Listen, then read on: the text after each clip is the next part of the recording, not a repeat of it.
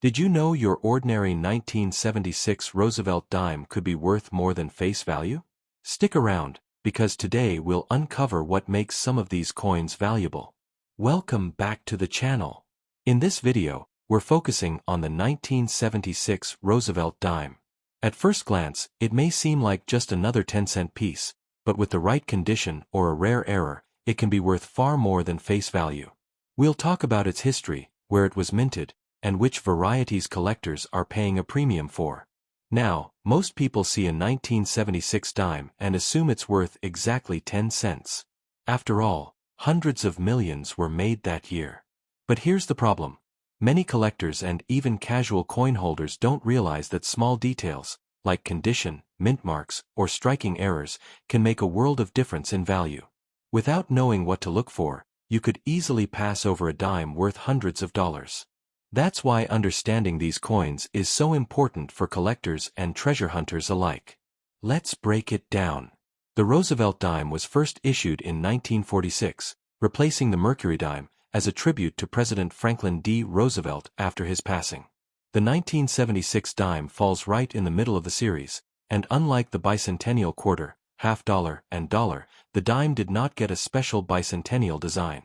Instead, the familiar Roosevelt design continued. In 1976, the U.S. Mint struck dimes at 3 different locations: Philadelphia, Denver, and San Francisco.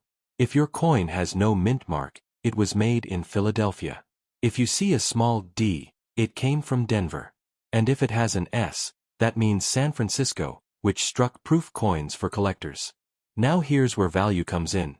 Most circulated examples are only worth face value, but uncirculated or proof coins in pristine condition can sell for a few dollars each. What really excites collectors, though, are errors and varieties. These are coins that were struck incorrectly at the mint, creating unique pieces that stand out. For example, a 1976 dime missing its outer clad layer, revealing the copper core underneath, could easily sell for a couple $100s. Dramatic off-center strikes, where part of the design is missing, are also valuable and can bring $50 to $150 or more, depending on how far off-center the strike is.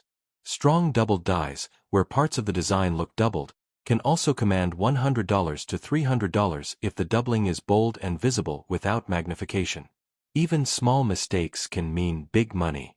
A broad strike, where the coin was struck without the collar and spreads wider than normal, could attract collectors. And perfectly preserved proof coins from San Francisco, especially in grades like PR69 or PR70, can fetch premium prices from those building high-end sets. So, what's the most valuable 1976 dime you could find? Without a doubt, it's the error coins. The missing clad layer varieties, dramatic off-center strikes, and strong double dies are the top dollar pieces. Even though most 1976 dimes will only ever be worth 10 cents, these rare exceptions have sold for hundreds of dollars at auctions and coin shows. Imagine pulling one of these from your change or finding one tucked away in an old coin jar. That's turning a dime into serious money. To sum up, the 1976 Roosevelt dime may look like a common coin, but collectors know better. Most are only worth face value, but in uncirculated condition, as a proof, or with a mint error, their value can jump significantly. It pays to check your coins carefully, because you never know when an ordinary dime could turn out to be a hidden treasure. If you enjoyed this breakdown, make sure to like, comment, and subscribe for more coin collecting tips.